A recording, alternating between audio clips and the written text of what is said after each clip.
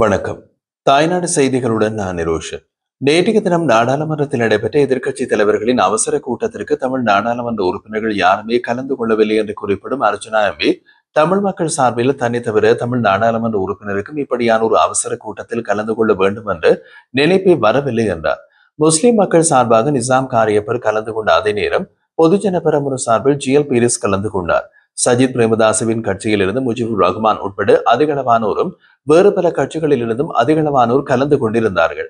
அங்கு நடைபெற்ற கூட்டத்திலே கோட்டை நீதிமன்றத்திற்கு முன்னால் மக்களை ஒன்றிணைத்து போராட்டம் நடத்திய ஒரு சில நாடாளுமன்ற உறுப்பினர்களுக்கு எதிராக அரசாங்க கட்சியினால் நடவடிக்கை எடுக்கப்படும் என்று அரசாங்க அமைச்சர்களும் நாடாளுமன்ற உறுப்பினர்களும் கூறியிருப்பது தொடர்பாக கலந்துரையாடப்பட்டதாக அர்ஜுனா கூறினார். நீதிமன்றத்திற்கு வெளியே ஆர்ப்பாட்டம் பண்ணும் மக்களுக்கு பயந்துதான் நீதிமன்றத்தில் தீர்ப்பு கொடுக்கப்படுகிறதா என்ற கேள்வி தங்களுக்கு வருகிறது என்கிறார் பிமல் ரத்நாயக்க. பிமல் ரத்நாயக்கவின் இந்த கூற்று நீதிமன்றத்தை கேள்விக்குள்ளாக்குவதையும் நகைப்புக்குள்ளாக்குவதாகவும் இருக்கின்றது. ஒரு அரசாங்க கட்சியில் முக்கியமான அமைச்சராகவும் ஆளும் கட்சியின் பிரதம கொறடாவாகவும் இருப்பவர் நீதிமன்றத்தை நகைப்புக்குள்ளாக்குவதை எதிர்க்கின்றேன் என்றார் அர்ஜுனா எம்பி. நாடாளுமன்றத்தில் நடைபெற்ற எதிர்க்கட்சி தலைவர்களின் அவசர கூட்டத்தில் முக்கியமாக பேசப்பட்ட விடயமாக எதிர்க்கட்சி ஒற்றுமையாக இருப்பதற்கு உங்கள் தனிப்பட்ட கருத்துக்களை விடுத்து எங்களுடன் இணைந்து செயற்படுங்கள் என்று எதிர்க்கட்சி தலைவர் கேட்டிருந்தார். அதற்கு தமிழ் மக்களை பாதிக்காமல் எதிர்க்கட்சியில் இருக்கும் ஒரு நாடாளுமன்ற உறுப்பினர் என்ற அடிப்படையில் சகல்விதமான உதவிகளையும் செய்வேன் என்று தாம் கூறியதாக அர்ஜுனா எம்பி சொல்கிறார். தமிழ் கட்சிகளில் அதிக எண்ணிக்கையிலான நாடாளுமன்ற உறுப்பினர்களை வைத்திருப்பதாக பெருமை பேசி தெரியும் தமிழரசு கட்சி இந்த கூட்டத்திற்கு யாரையும் அனுப்பாமல் முக்காடு போட்டுக்கொண்டு ஒதுங்கிவிட்டார்கள். ஒரு வேளை கூட்டத்தில் அர்ஜுனா எம்பி கலந்து கொள்வார் என்ற அச்சத்தில் தமிழரசு கட்சி முக்காடு போட்டிருக்கலாம். ஆனால் தேர்தல் வரும்போது இப்படி முக்காடு போட முடியாது. மக்கள் மத்தியில் போகத்தான் வேண்டும். மறுபக்கத்தில் தமிழ் கட்சியினர் மாகாண சபை தேர்தலுக்காக மிகவும் தீவிரமாக செயல்பட்டுக் கொண்டிருக்கிறார்கள். அதற்காக சைக்கிள், சங்கு, வீணை, வீடு ஆகிய கட்சிகள் இப்போது ஒன்றிணைந்து கையெழுத்து போராட்டங்களில் ஈடுபட்டுள்ளனர். எத்தனை போராட்டங்கள் எடுத்தாலும் மக்கள் தான் தீர்மானிப்பார்கள் மாகாண சபைக்கு யாரை தேர்ந்தெடுக்க வேண்டும் என்று. அவர்கள் குத்தி முறிந்து ஏமாற்றுவதால் எந்த பயனும் இல்லை என்று கூறுகிறார் அர்ஜுனா எம்பி.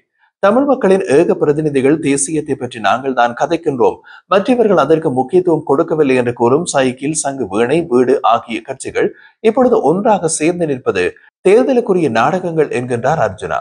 ஏனென்றால் நாடாளுமன்றத்தில் செல்வம் அடைக்கலநாதனிடமோ, ஸ்ரீதரனிடமோ, கஜேந்திரகுமார் பொன்னம்பலத்திடமோ நீங்கள் கூட்டு சேர்க்கிறீர்கள் என்று கேட்டால் இவர்களுடன் யார் சேர்வது என்று தனித்தனியே சொல்பவர்கள் ஊடகங்களுக்கு முன்னால் நாங்கள் ஒன்றாகத்தான் இருக்கிறோம் என்று சொல்கிறார்கள். செல்வராசா, கஜேந்திரன், சுரேஷ் பிரேமச்சந்திரன், அங்கஜன் ராமநாதன், டக்ளஸ் தேவானந்தா ஆகியோர் தற்போது நாடாளுமன்ற உறுப்பினர்களாக இல்லை. எனினும் வரும் காலத்தில் அவர்கள் நாடாளுமன்றத்திற்கு வரும் முயற்சிகளில் ஈடுபடுவார்கள் என்பதும் மறுப்பதற்கு இல்லை. நேற்றைய கூட்டம் தொடர்பாக மேலும் கூறிய அர்ஜுனா எம்பி, கூட்டத்திற்கு தலைமை தாங்கிய எதிர்க்கட்சி தலைவர் சஜித் பிரேமதாச வேறு யாராவது ஏதாவது சொல்ல போகிறீர்களா என்று கேட்டபோது இல்லை என்று கூறி எல்லோரும் வெளியேறிவிட்டனர். நான் வெளியேறவில்லை. எல்லோரும் வெளியேறிய பின் அவருக்கு அருகில் சென்று அமர்ந்தேன். அவரிடம் பேசிய நான், உங்கள் ஆசனத்தில் இருக்க வேண்டும் என்ற ஆசையோ, உங்கள் பதவியில் இருக்க வேண்டும் என்ற ஆசையோ எனக்கு இல்லை. நாடாளுமன்ற உறுப்பினராக தெரிவு செய்யப்பட்டு நாடாளுமன்றத்திற்கு சென்ற முதல் நாள் உங்களின் ஆசனத்தில் அமர்ந்தேன். அது எதிர்க்கட்சி தலைவரின் ஆசனம் என்று சொன்னார்கள். முதல் வரிசையில் கடைசி ஆசனம்தான் எனக்கு ஒதுக்கப்பட்டிருந்தது. நான் எதிர்க்கட்சி தலைவரின் ஆசனத்தில் அமர்ந்து விட்ட பின் கடைசியில் அமர விருப்பம் இல்லை என்பதால் இந்த ஆசனத்தில் அமர்ந்ததாக அவரிடம் கூறினேன். நீங்கள் அதை தவறாக புரிந்து கொண்டீர்கள். எந்த சுயநலமும் இல்லாமல் தான் நான் இருக்கின்றேன். எனக்கு உங்கள் இடத்தை பிடிக்க வேண்டும் என்ற ஒரு எண்ணமும் இல்லை என்று கூறி மன்னிப்பு கேட்டேன் என்று கூறினார். அதற்கு எதிர்க்கட்சி தலைவரும் என்னிடம் மன்னிப்பு கேட்டதாகவும் அர்ஜுனா கூறினார்.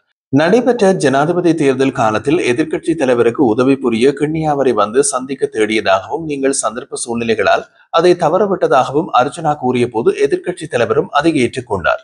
எல்லா விடயங்களையும் மறந்து எல்லோரும் எதிர்க்கட்சியாக ஒன்றிணைந்து செயற்படுவோம் என்று எதிர்க்கட்சி தலைவர் சஜித் பிரேமதாச கேட்டுக்கொண்டார். அதற்கு பதில் கூறிய அர்ஜுனா, மக்களுக்கான என்ன உதவியும் செய்ய தயாராக இருக்கிறேன்.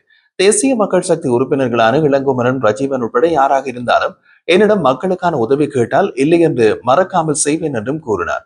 மேலும் கூறிய அவர், ஐநாவில் நடக்க போகும் கூட்டத்திற்கான கையெழுத்து வேட்டை தொடர்பாக சில புலம்பெயர் தமிழர் உதவிகள் புரிகின்றார்கள். நான் ஐநாவிற்கு சென்று கதைப்பது தொடர்பாகவும் சில புலம்பெயர் தமிழர்கள் கௌசல்யாவிடம் கதைத்திருந்தார்கள். அதில் ஒருவர் கூறியது, சுமந்திரன் உட்பட நாடாளுமன்ற உறுப்பினர்கள் முழு பேரும் ஐநாவிற்கு மக்களுடைய பணத்தில் வந்து செல்கின்றார்கள். ஆனால் இதுவரை காலத்தில் ஒரு நாளும் தமிழ் மக்களுக்காக ஐநாவில் கதைக்கவில்லை என்று கூறியிருந்தனர். இந்த நிலையில் ஐநாவில் தமிழ் மக்களுடைய சார்பாக கதைக்க தேவைப்பட்டால் அங்கு போய் உண்மையையும் சொல்வேன் என்று சொல்கின்றார் அர்ஜுனா. யாழ்ப்பாணத்தில் கட்சிகள் ஒன்றாக சேர்ந்திருக்கின்ற விஷயம் இப்போது பரவலாக கதைக்கப்படுகின்றது. ஆனால் ஒருபோதும் இந்த கட்சியுடனும் அரசியல் லாபங்களுக்காகவும் வாக்கிற்காகவும் கூட்டு சேர்ப்பவன் நான் அல்ல என்றும் கூறுகின்றார் அர்ஜுனா. எனினும் மக்கள் சார்பாக இந்த கட்சி நல்ல விடயங்களை செய்தாலும் அதற்கு ஆதரவு அளிப்பதாகவும் தெரிவித்தார்.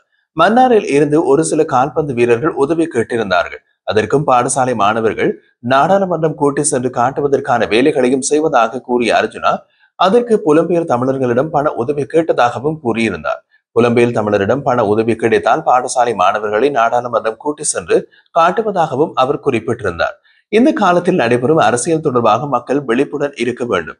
அதற்கு பாடசாலை மாணவர்கள் நாடாளுமன்ற நடைமுறைகளை பார்த்து தெரிந்து கொள்ள வேண்டும் என்றும் அவர் குறிப்பிட்டிருந்தார். சில நேரங்களில் அடுத்தடுத்த நாட்களில் ரணில் விக்ரமசிங்க அரசுக்கு எதிராக ஒரு பொதுவான ஒரு அணியினை உருவாக்கலாம். அப்போது எதிர்கட்சியில் உள்ளவர்கள் எல்லோரும் ஒன்றாக நின்றால் அவர்கள் நிற்கும் நோக்கம் என்னவென்று பார்த்து அவர்களது நோக்கம் சரியாக இருந்தால் அவர்களுக்கு உதவியாக இருப்பேன் என்றார். இந்த அரசாங்கம் எதிர்கட்சியில் இருக்கின்ற நாடாளுமன்ற உறுப்பினர்களை விரட்டி அடக்குமுறை செய்கிறார்கள்.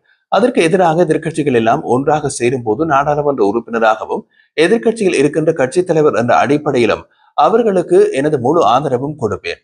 ரணில் எங்களுக்கு செய்த துரோகங்கள், சஜித் பிரேமதாஸ் எங்களுக்கு செய்யாமல் விட்ட உதவிகள், அப்படி இப்படி என்று கதைப்பது அந்தந்த விடயங்கள் வரும் பொழுது அவர்களிடம் நேராக கேட்பேன் என்றும் சொல்கின்றார் அர்ஜுனா எம்பி. சஜித் பிரேமதாசவிற்கும் அவருடைய செயலாளர் ரஞ்சித் மத்தும பண்டார் அவர்களுக்கும் தன்னுடைய குணம், கதைக்கும் தன்மை எல்லாமே நன்கு தெரியும். அவர்களுடன் எந்த முரண்பாட்டுக்கும் போகாமல் மக்களுடைய எதிர்காலத்திற்காக தனக்கு வாக்களித்த மக்களை விற்காமல் இருப்பேன். நான் நாடாளுமன்றத்திற்கு வந்து சில மாதங்களே ஆகின்றன. பொது பிரச்சனைகளுக்குள் வந்தும் சிறிது காலத்திற்கு முன்புதான். இன்று 10-15 நாட்களுக்கு தமிழ் மக்களுக்கு உண்மையான தமிழனாக சர்வதேசத்திற்கு உண்மையினை சொல்கின்றேனோ இல்லையா என்பது நீங்கள் பார்க்கலாம் என்றும் அவர் சவால் விடுத்திருந்தார். நாட்டின் தற்போதைய அரசியல் சூழலை கருத்தில் கொண்டு முன்னாள் ஜனாதிபதி ரணில் விக்ரமசிங்கே நாடாளுமன்றத்திற்கு மீண்டும் வர மிக சரியான தருணம் இதுவாகும் என்று முன்னாள் நாடாளுமன்ற உறுப்பினர் பிரேமநாசி தொலபத்து வலியுறுத்தியுள்ளார். அவர் ஊடகங்களுக்கு வழங்கிய பேட்டியில் சிலிண்டர் சின்னத்தின் கீழ் மக்கள் 20 லட்சம் வாக்குகளை வழங்கியதன் விளைவாக 2 தேசிய பட்டியல் ஆசனங்கள் கிடைத்துள்ளதாக குறிப்பிட்டார். அவற்றில் ஒருவராவது பதவி விலகி ரணில் விக்ரமசிங்கே நாடாளுமன்ற நுழைவுக்கு வாய்ப்பு வழங்கப்பட வேண்டும் என்றும் குறிப்பிட்டுள்ளார். தொடர்ந்தும் அவர் மேலும் விளக்கிய போது தற்போது நடைமுறையில் உள்ள அரசியலமைப்பு சூழல் சர்வாதிகார ஆட்சிக்கு வழிவகுக்கிறது என்றும் அதை நிறுத்துவது அரசியல் கட்சிகளின் முக்கிய பொறுப்பு என்றும் கூறினார். இந்த அரசியல் அமைப்பு ரீதியான சர்வாதிகாரத்தை முடிவுக்கு கொண்டு வருவதற்காக எதிர்கட்சிகள் இணைந்து செயல்பட தீர்மானித்துள்ளோம்.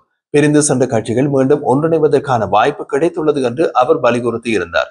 அவர் மேலும் கூறிய போது நாங்கள் சஜித் பிரேமதாச நேரடி அரசியல் தொடர்பு வைத்திருக்கவில்லை. இருப்பினும் இன்று ஜனநாயகத்தை பாதுகாக்கும் நோக்கில் அவருடன் இணைந்து செயல்பட வேண்டிய சூழல் உருவாகியுள்ளது. இது காலத்தின் தேவையாகும். அதே போல் நாமல் ராஜபக்சவும் இந்த முயற்சியில் இணைந்து செயற்பட வேண்டும் என்று தெரிவித்தார். எந்த வகையிலாவது ஜனநாயகத்தை பாதுகாப்பதே எமது இலக்கு.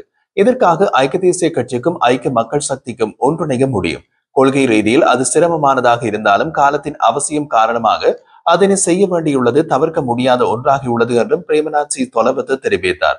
மேலும் நீதிமன்ற நடைமுறைகளில் சில சட்டத்திறனிகளுக்கு கூட அனுமதி மறுக்கப்பட்ட சம்பவங்களை சுட்டிக்காட்டிய அவர் யாருடைய ஆலோசனைக்கு அமைய போலீசார் இவ்வாறு செயற்பட்டார்கள் என்பது தெரியவில்லை. ஆனால் நிறைவேற்று அதிகாரத்தின் தேவைக்கேற்ப காவல்துறை செயல்படக்கூடாது என்றும் விமர்சனம் வெளியிட்டிருந்தார்.